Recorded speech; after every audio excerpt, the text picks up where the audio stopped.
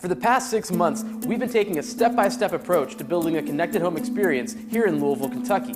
But now, we're about to take a giant leap towards making this house into a smart home. Alexa, turn on the living room. Alexa, turn on the family room. Alexa, turn on the kids' room. Alexa, turn off the whole house. Here's how we did it.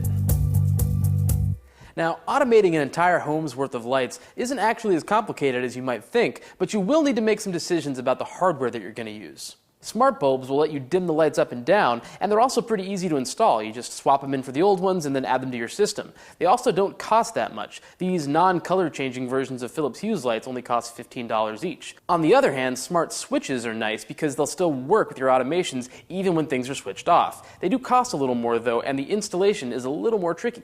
Once we figured out what we wanted and what we needed here in the CNET Smart Home, we made a shopping list and bought everything we needed and then got to work installing it. It actually wasn't that tough. It took us about a day to get everything hooked up and synced with our system, and we had a whole house full of smart lights. But then the question is control, and our answer was sitting right in our kitchen, the Amazon Echo smart speaker. The Echo has native support for Philips Hue bulbs and for Belkin Wemo switches, so we stuck to those and then added them all into the Alexa app.